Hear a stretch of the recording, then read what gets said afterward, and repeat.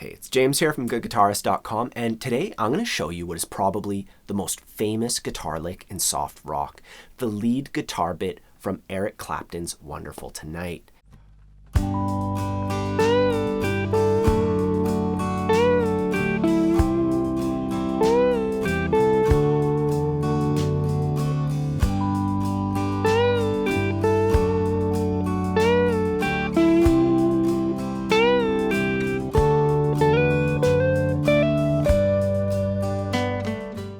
And we're not only going to show you how to play it, but I also want to talk about what makes it so memorable and effective. You know, the way that it uses particular elements of phrasing, like leaving space and utilizing repetition, Eric Clapton's pitch perfect bends, and everything else that, you know, it takes to make a lick like this so memorable.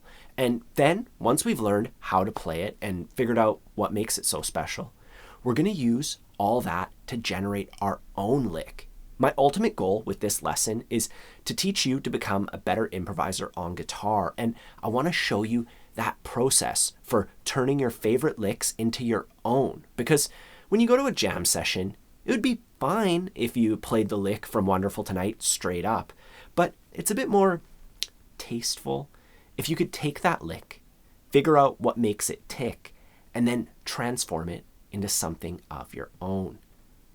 Now, before we get started, if you want some extra help with the fundamentals of lead guitar, I have a lead guitar ebook that's completely free.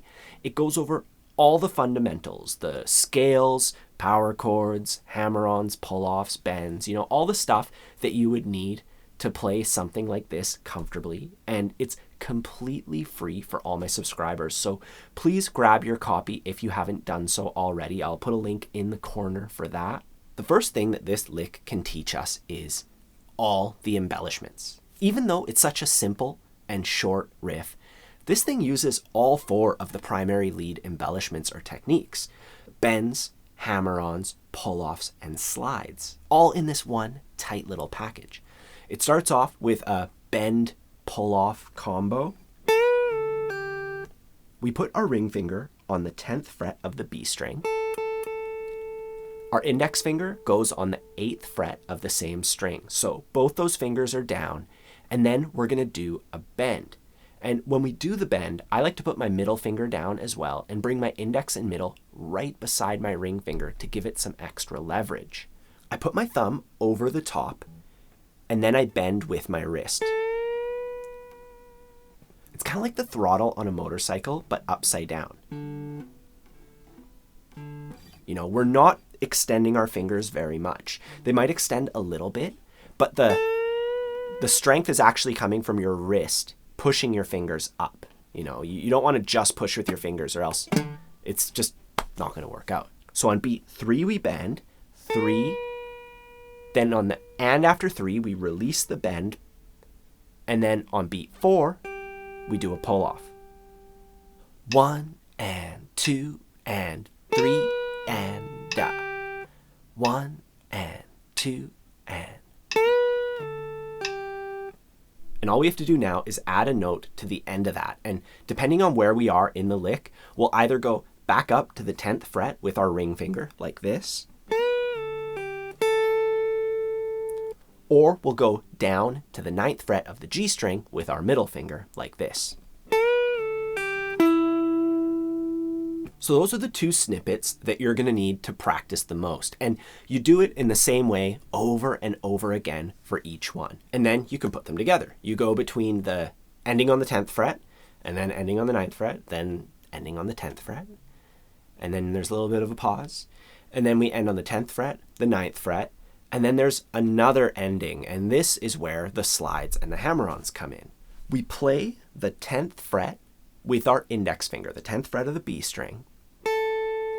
Then we pluck and we slide up to the 12th fret. So, and then we pluck and slide up to the 13th fret. Then we place our index on the 15th fret. We pluck the string and hammer to the 17th fret in one motion, and then we play the 15th fret. So that whole thing.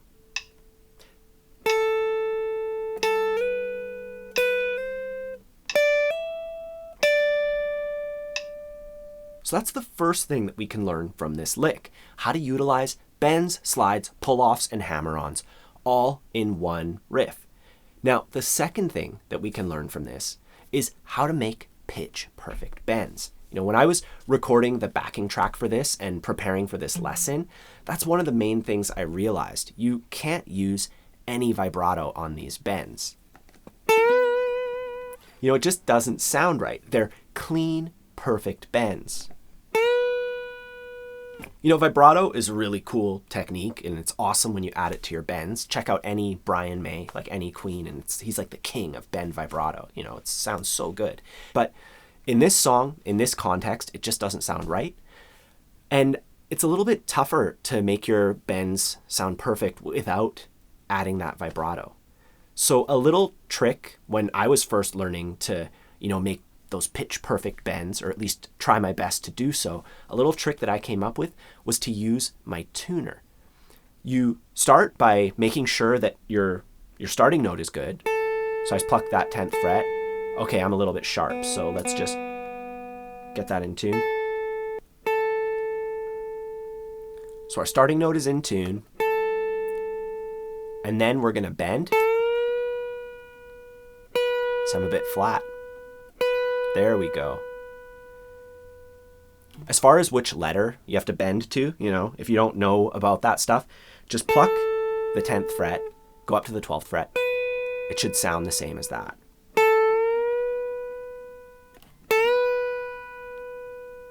So we check our starting note, and then we check the note that we're bending up to, and the tuner tells you if you're right or how far away you are from it. And I think this is one of the most overlooked things. Whenever I have students who come to me having trouble getting their bends to sound right, I show them this and their mind is blown. But it's such a simple concept. The third and final thing that this lick can teach us, there's probably like a million more things it could teach us, but the third and final thing that I want to show you has to do with phrasing. If you're not familiar with the concept, it basically means the overall shape of your melody. For me, it's really important because it teaches you that the notes and rhythm and all that are only a small part of being musical. It's more important to incorporate phrasing techniques like leaving space and using repetition. Two phrasing techniques that I hear in this lick are leaving space. He plays that little 4-note lick.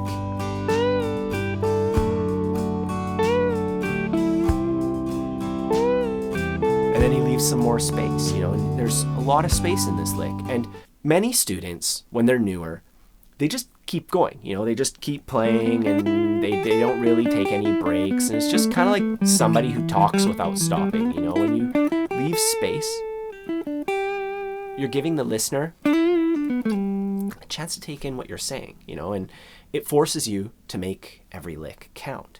The second phrasing technique used in this lick is repetition. He plays that first bit, and then he plays it again, but with a different note at the end. He then plays it again, but with the same note at the end.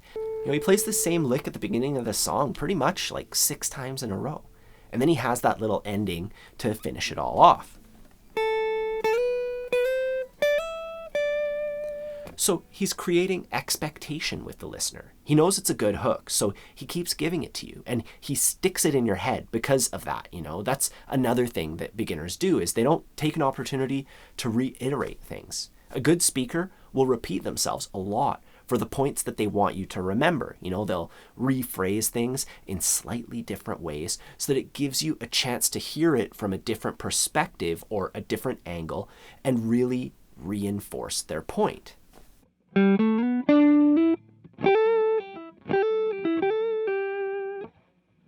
Now, when it comes to putting this all together, once you've practiced all those little bits, you can just play along with the demonstration at the start of this video. And I recommend using the little gear icon in the corner to slow it down. If you're on mobile, there's a menu in the corner, like a little ... thing, and you can adjust the playback speed and, play it at whatever speed's comfortable for you.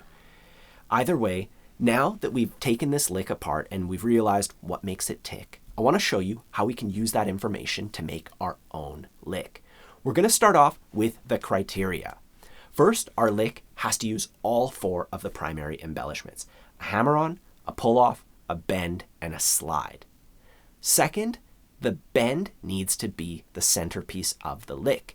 We have to strive for one of those pitch-perfect bends that stands out and makes this lick sound special.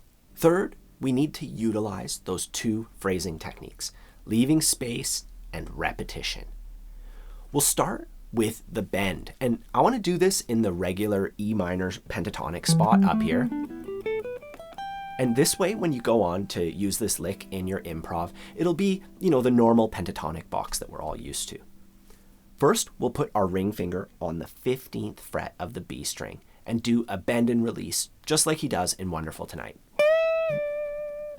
Then we're going to put our index finger on the 12th fret of the B string, our middle finger on the 13th fret, and then pull off to the 12th fret. So pluck, pluck, pull. With that bend, 1 and 2 and. And then we're going to do the same bend and play the 14th fret of the G string with our middle finger afterwards. So 1 and 2 and 3 and 4. And that can be the core part of our lick.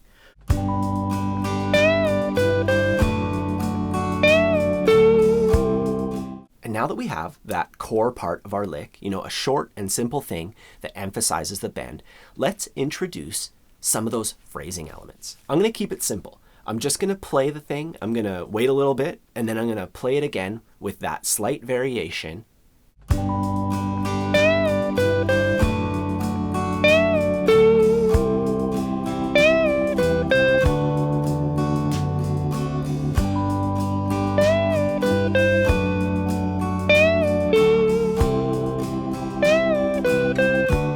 And that's all there is to it. It leaves space, it provides repetition, and it satisfies our second criteria. Finally, we need to give it some sort of conclusion, some sort of ending that uses the remaining embellishments. We already have a bend and a pull-off, so let's add a slide and a hammer-on. So I'm putting my middle finger on the 14th fret of the G string, I'm sliding to the 16th fret, 3 and then I'm putting my index on the 15th fret of the B string and hammering to the 17th fret and finishing it off with the 15th fret on the top string.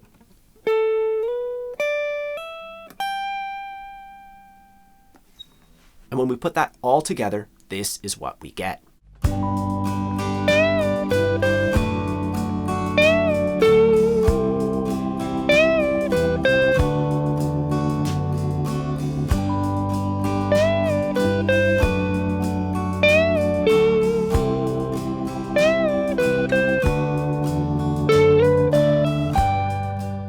That's our final product.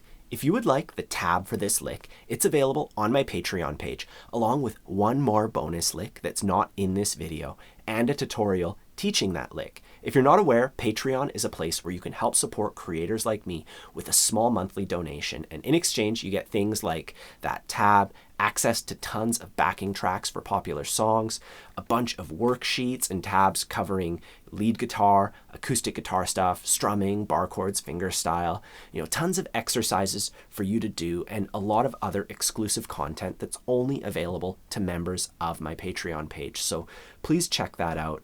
And don't forget, if you haven't done so yet, there's my lead guitar ebook that's completely free for all my subscribers. I have a link in the corner for that.